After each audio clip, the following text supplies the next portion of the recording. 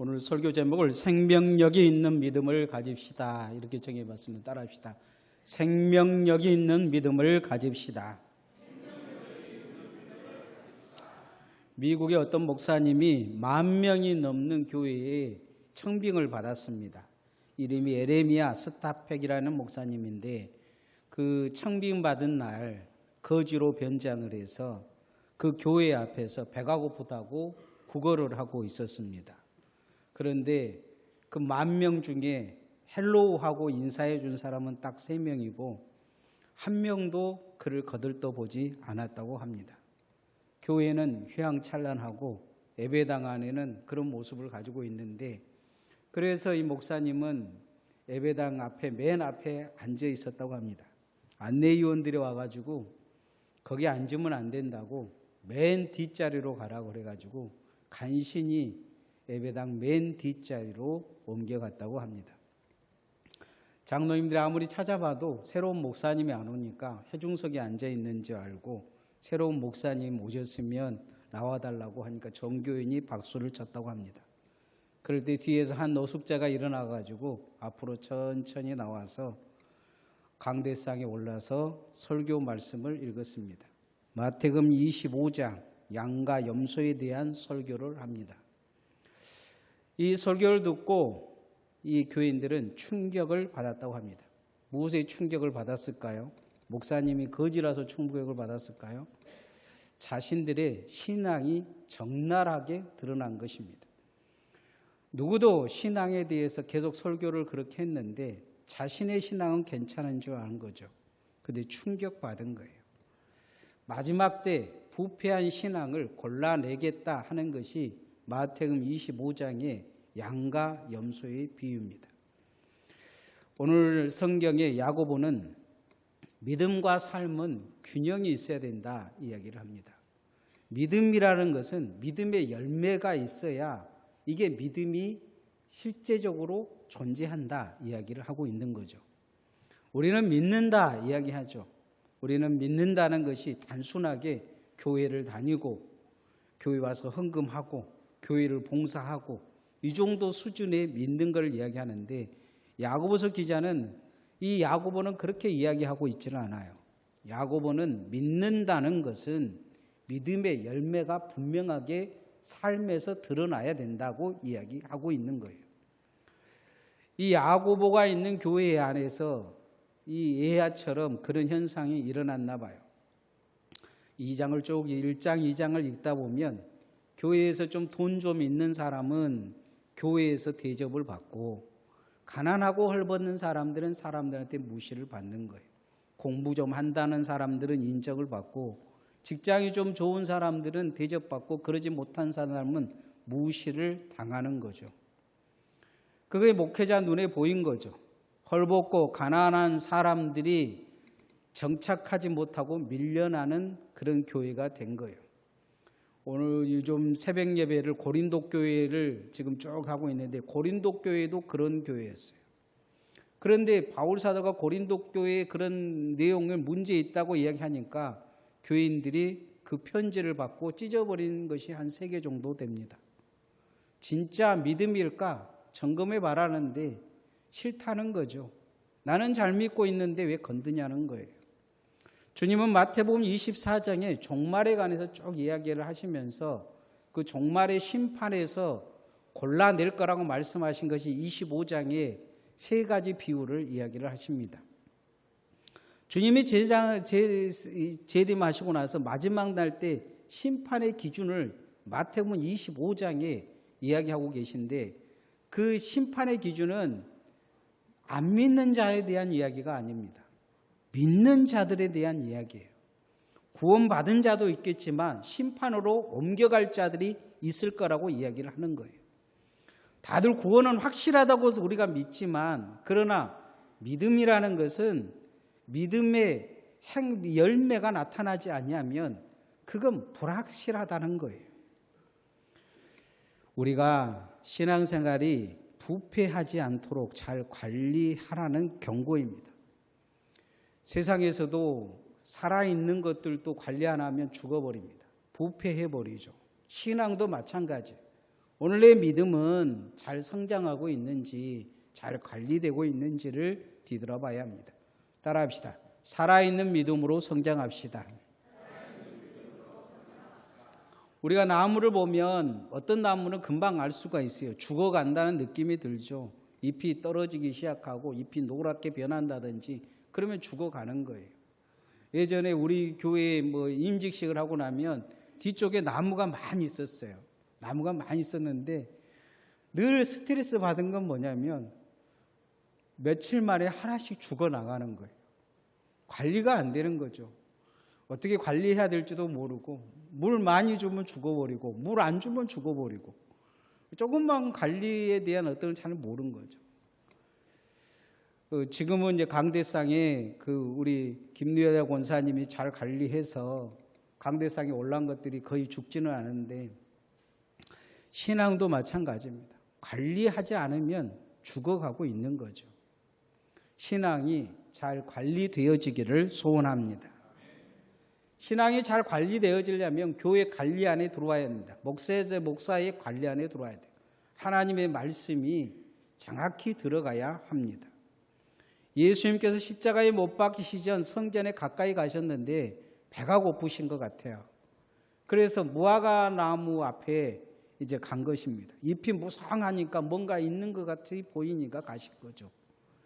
이미 무화과 철이 아니라고 이야기하는데 이스라엘은 무화과가 2번 열립니다. 하나는 이 빠게라는 것이 11월쯤 열려가지고 겨울에 성장 못하고 얼어버려요. 그러면 더 이상 성장 못하고 아주 작은, 지금도 보면 무화과 나무에 보면 말라 비틀어져 있는 무화과가 몇 개 열린 데가 있어요. 그런 것처럼 늦게 열려서 말라 비틀어진 무화과가 빠게라는 열매입니다. 그러고 나서 그것을 다 따야 좋은 아주 큰 무화과가 열려요. 이걸 테나라는 무화과입니다.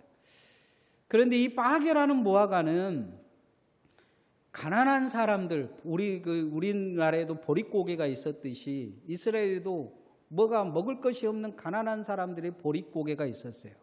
그 보릿고개 때 이것을 양식으로 가져다가 죽을 끓여 먹고 밥 대신 가난한 사람들이 먹었어요. 예수님은 당연하게 있을 줄 알았어요. 그 빠게가. 그래서 가서 보니까 잎한 무성하고 그 작은 열매, 가난한 자들을 위해서 내어지는 열매가 없는 거예요. 주님은 무슨 큰 무화과처럼 테나의 그 무화과를 요구하신 게 아니에요. 빠게라는 작은 열매, 이 가난한 자들을 위한 열매를 요구하신 거죠. 그게 없으니까 주님은 저주해 버리셔요. 잎만 무성하면 뭐 하냐는 거예요. 무화과 나무 같으면 뭐 하냐는 거예요. 그 작은 열매 하나 못 맺으면서 무슨 네가 무화과냐 그러면서 저주하시니까 그 다음 날 보니까 뿌리부터 말랐더라 성경은 기록하고 있어요. 주님께서 우리에게도 찾아오셔서 작은 열매를 찾는다면, 믿음의 흔적을 찾는다면 과연 우리는 어떤 믿음의 흔적을 가지고 있을까요? 오늘 성경 말씀에 믿음이 있다고 하는데 믿음의 흔적이 없다면 그건 죽은 믿음이라고 경고하고 계셔요. 17절 말씀 한번 같이 읽읍시다. 시작. 이와 같이 행함이 없는 믿음은 그 자체가 죽은 것이라. 이와 같이 행함이 없는 믿음은 그 자체가 죽은 것이라고 이야기하고 있어요. 사람은 어디를 가든지 흔적을 남겨요. 믿음도 마찬가지입니다.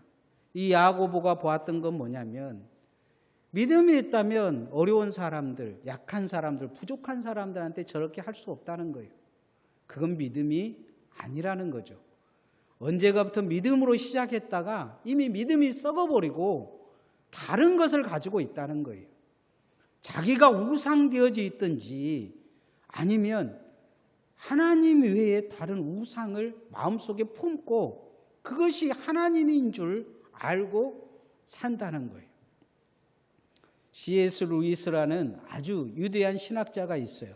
이분이 그렇게 이야기를 합니다. 가짜 하나님이라고 이야기를 해요.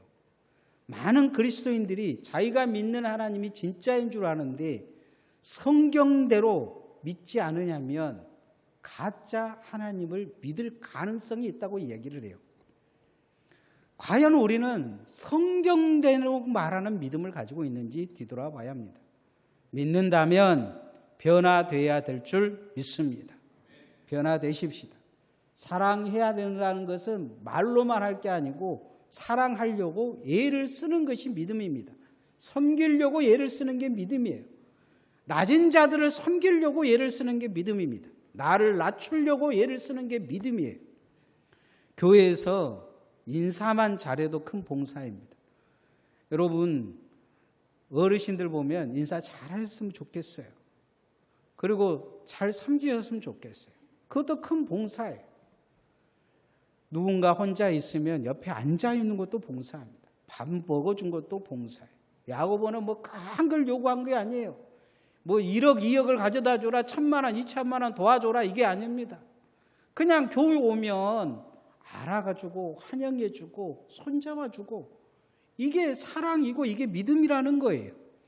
그런 것도 못하면서 무슨 믿음이라고, 믿음이 좋은 사람이라고, 충만한 사람이라고. 고린도 교회가 그랬어요. 모이면 자기들끼리 모여서 방언하고 막 병자 고친다고, 귀신 쫓는다고, 찬양한다고, 성령 충만한다고 그 난리를 쳤지만 교회는 썩어 문드러져 가고 있었어요. 바울 사도는 그렇게 물어요. 그게 믿음이냐? 그게 성령의 역사냐? 우리에게서도 신앙은 보잘것없지만 그 누군가에게 생명의 힘이 되어줄 수 있는 빠개가 내게 열려야 될 줄 믿습니다. 주님은 무슨 큰 것을 요구하고 계신 게 아니에요. 주님은 생명 걸고 생명의 를 주님께 드릴 수 있는 자들에게 생명을 요구하시지, 생명을 드릴 수 없는 그런 자신 없는 자들에게는 그런 것도 요구하시지 않으셔요. 그러나 작은 이 믿음의 열매는 반드시 찾으실 거예요. 그래서 우리가 신앙을 잘 관리해야 돼요. 여러분, 아름다운 열매를 맺는 주님의 성도들 되어지시기를 소원합니다. 그러기 위해서는 내 믿음을 깨워야 돼요. 살아있는 믿음으로 자신을 깨워서 이렇게 합니다. 따라합시다. 살아있는 믿음으로 깨어 삽시다. 우리가 사는 세상을 시끄럽게 하고는 세상에 악의 축에 두 축이 있어요. 하나는 독재적 공산주의적인 생각을 가진 사람들이에요. 그래서 전 세계가 이 공산주의 때문에 아직도 힘들어요.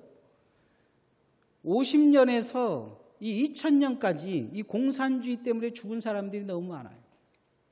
지금도 공산주의 생각을 가지고 있는 나라들은 아주 정상적이지 않아요.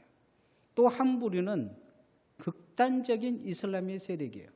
이게 점점 커져가고 있어요. 전 세계가 위험하죠. 그런데 보이지 않는 한 악의 축이 생기고 있어요. 놀라운 것은 예수 믿는 사람들이에요. 우리가 공산 독재를 만든 사람들을, 북한을 보면 지옥이라고 이야기하죠.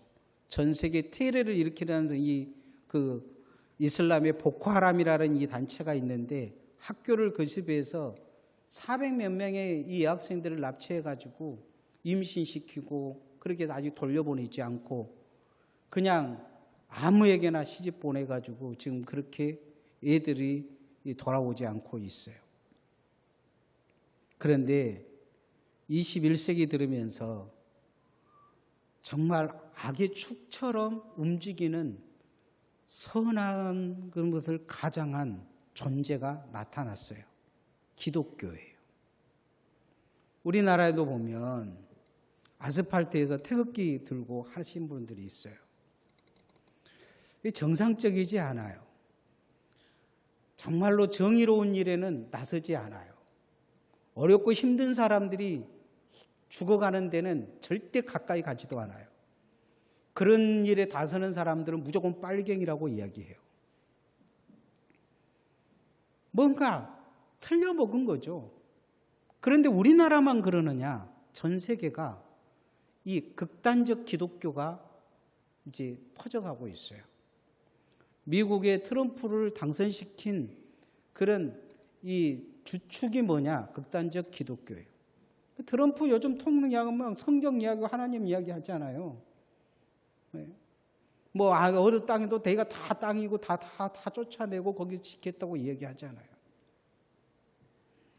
그런데 우리가 예수님 이름을 갖고 누군가에게는 그렇게 살 수 있다는 거예요. 살고 있을지 몰라요. 마태복음 7장 22절에 23절에 주님이 그렇게 말씀하셨어요. 내가 너희를 도무지 알지 못하니 불법을 행한 자들아 내게서 떠나가라. 이 말씀을 흑인들을 잡아다가 노예로 팔아먹은 사람들도 이 말씀을 읽었어요. 그들은 우리보다 예배를 더 잘 드렸어요. 그들은 늘 성경 들고 살았어요.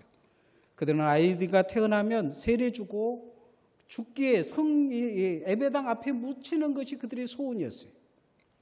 우리보다 정말 신앙이 좋은 건 뭐냐면 남은 재산을 예배당에 기증하고 죽었어요.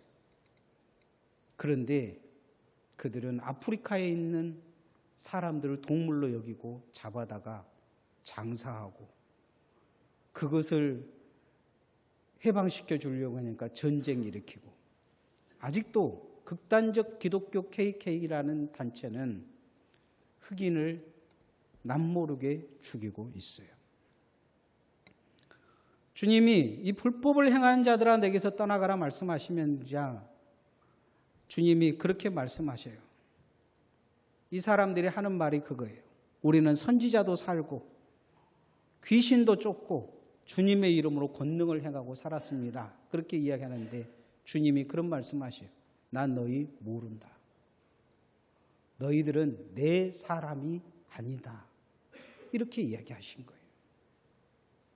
주님이 왜 이렇게 이야기하셨을까요? 믿음을 가지고 딴짓하고 살았기 때문이에요. 변질되었기 때문이죠. 야고보서 기자는 이런 믿음은 사탄도 갖고 있다 이야기하고 있어요. 19절 20절 말씀 한번 읽어봅시다. 시작. 내가 하나님은 한 분인 줄을 믿느냐? 잘하는도다. 귀신들도 믿고 떠드니라. 아하 허탄한 사람아 행함이 없는 믿음이 헛것인 줄을 알고자 하느냐. 귀신도 믿는다는 거예요. 믿음은 그런 믿음은 귀신도 있다 이야기합니다. 그래서 우리는 우리 믿음을 잘 점검해 봐야 됩니다. 마지막 날 주님 앞에 섰을 때 주님이 나를 바라보시는 관점을 내가 가져야 깨어 살 수 있습니다. 하나님 앞에 우리가 겸손히 누가 알아주지 않아도 주님을 충성하고 헌신하는 마음이 되어지기를 소원합니다. 인정받고 대접받고 싶은 것은 누구나 바라는 일입니다. 사람이라면 그런 마음이 있어요. 그런데 주님은 그것을 포기할 때 섬김이 나온다고 이야기해요. 아주 힘든 일입니다. 그러나 그 힘듦을 하는 것이 믿음입니다. 남들이 힘들다고 포기한 거 주님의 말씀대로 어떻게든지 살아보려고 예를 쓰는 것이 믿음입니다. 그래야 교회가 교회처럼 성장하고 믿음이 망가지지 않습니다. 이런 자세가 두렵고 떨림으로 구원을 이루는 겁니다. 오늘 우리의 신앙을 깨울 수 있기를 소원합니다. 나는 안전하다 생각하시면 안 됩니다. 예수 믿으면 성경은 누구든지 구원을 얻는다 이야기를 하고 있어요. 그러나 주님 앞에 가면 모른다는 거예요. 내가 너를 모른다 말씀하시면 어쩔 거예요. 네 신앙은 신앙이 아니었다고 이야기하면 어쩔 거예요. 주님의 말씀이 경고하고 있잖아요. 우리가 어떻게든지 내 자신을 깨워서 아름다운 열매를 맺어서 주님이 원하는 그 믿음 갖기를 소원합니다. 따라합시다. 하나님이 인정하는 믿음을 가집시다. 마태복음 25장에 보면 세 가지 비유가 나옵니다. 첫 번째 비유는 10처녀 비유가 나와요. 5처녀는 기름을 준비하고 5처녀는 기름을 준비하지 못했습니다. 5처녀는 깨어 있었고 5처녀는 깨어 있지 못한 거죠. 그래서 신랑이 오니까 5처녀는 기름을 준비했는데 다섯째는 준비하지 못해서 밖에 나가서 기름을 사오러 갑니다. 문을 닫아버리고 열어주지 않아요. 그 시대에는 저녁에 결혼식이 열린다면 도둑이 쳐들어오기 때문에 신랑 오고 나서는 일주일간 문을 열어주지 않았다고 해요. 이 다섯 처녀 뒤에 도둑이 있는지 없는지 모르니까 안 열어준 거예요. 주님은 깨어있지 않으면 이 기름 준비하지 않은 어리석은 다섯 처녀처럼 버림받을 거라고 말씀합니다. 나는 지금 깨어 삽니까? 나는 예배에 깨어 있습니까? 나는 하나님 말씀을 날마다 묵상하고 삽니까? 시대를 보면서 악을 두려워하고 사십니까? 깨어나시기를 소원합니다. 두 번째 비유는 달란트 비유입니다. 어떤 주인이 멀리 가면서 종들에게 1달란트, 2달란트, 5달란트를 남겼는데 2달란트와 5달란트 받은 사람은 최선을 다합니다. 1달란트가 지금 한 20억에서 30억 된다니까 어마어마한 돈이죠. 은행에만 넣어도 이자가 남을 돈이에요.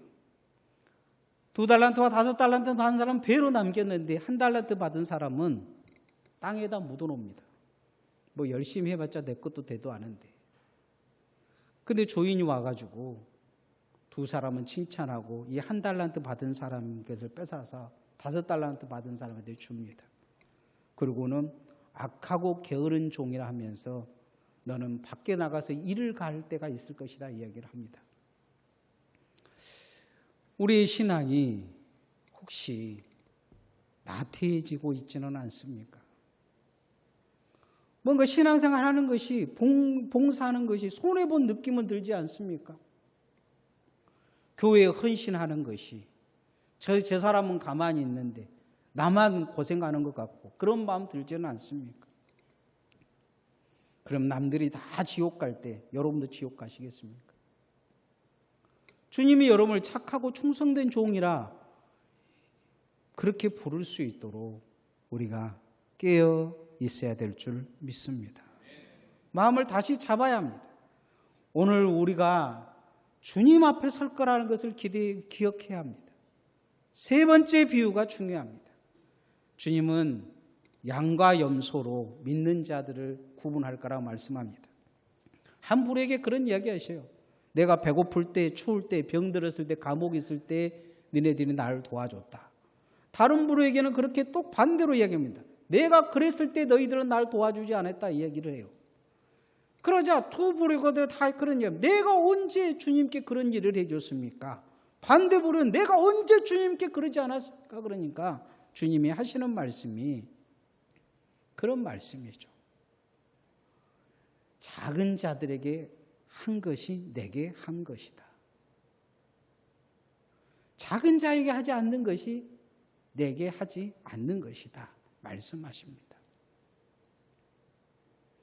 그리고는 이 염소 같은 염소라고 말하고 있는 이 사람들에게 음부로 들어갈 것을 경고하십니다.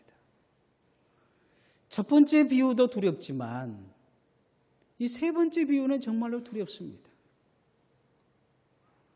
세속에 물들지 않는 경건과 믿음이 무엇인가 경고하고 계시는 말씀입니다. 우리가 세속에 물들어 버리면 욕심이 그 마음을 지배합니다. 권력이 지배해요. 돈이 지배합니다. 이생의 자랑에, 육신의 이 욕망에, 그리고 돈에 잡혀서 결국 주님 못 보게 될 것입니다. 우리는 누구든지 예수 믿으면 구원을 받는다는 확신을 가지고 있습니다. 그러나 이 믿음을 가지고 믿음의 열매를 맺지 못한다면 불안한 것이죠. 불안한 믿음입니다. 믿음의 열매가 온전해질 때 그 믿음은 믿음의 열매를 통해서 온전해진다 말씀하고 있습니다. 22절 말씀 한번 읽어봅시다. 시작. 내가 보거니와 믿음이 그의 행함과 함께 일하고 행함으로 믿음이 온전하게 되었느니라. 믿음이 행함과 함께 일하고 행함으로 믿음이 온전해졌다 얘기합니다. 마태복음 25장의 이 세 가지 비유를 말세에 그렇게 이야기하면서 우리를 점검해 보라는 것입니다. 과연 내 믿음의 열매가 있느냐?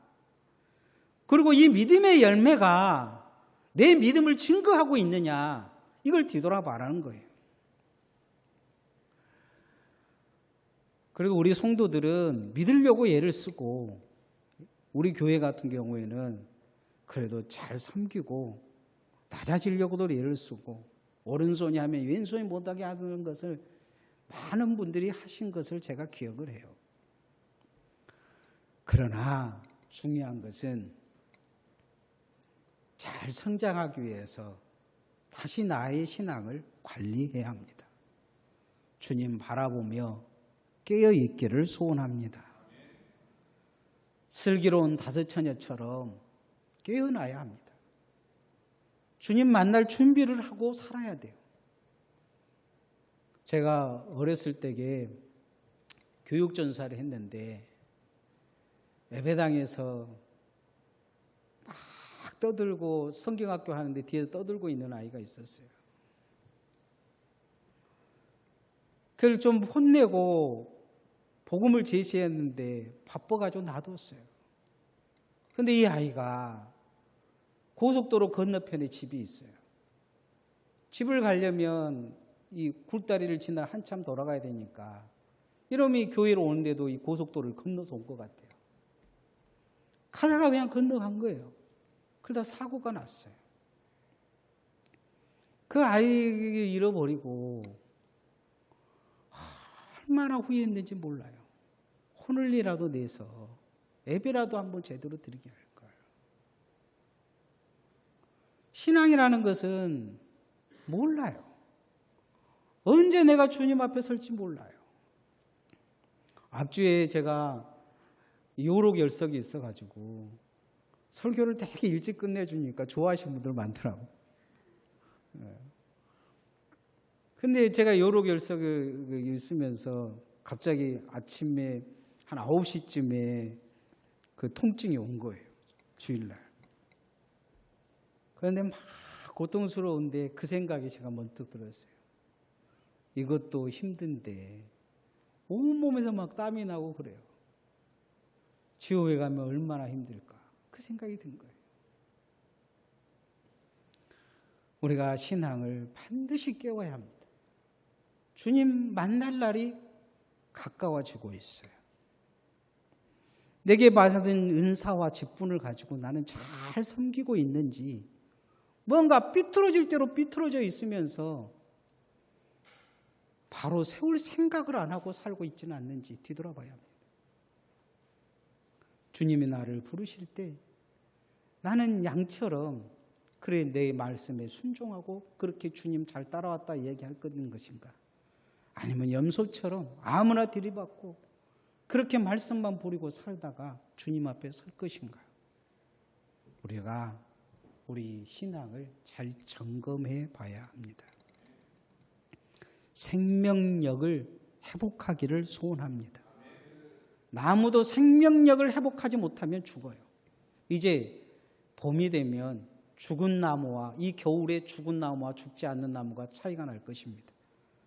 살아 있어도 가지를 못 내면 죽는 거죠. 우리가 믿음으로 살아 성장하기 위해 믿음의 열매를 작게라도 맺어보려고 해야 합니다. 교회 와서 하시면 돼요. 지금까지 잘 하고 있는데 더 잘하시면 돼요. 내 자신을 깨워야 돼요. 이렇게 잠들고 이렇게 점점 옹고집으로 바뀌다 보면 결국 언젠가는 망가져서 주님 앞에 서게 될 거예요. 입으로는 불평불만하고 온통 머릿속에서는 죄악이 가득하고 남을 사랑하기보다 사랑하는 사람보다 미워하는 사람이 머릿속에 90%가 차서 주님 만날 수 있어요.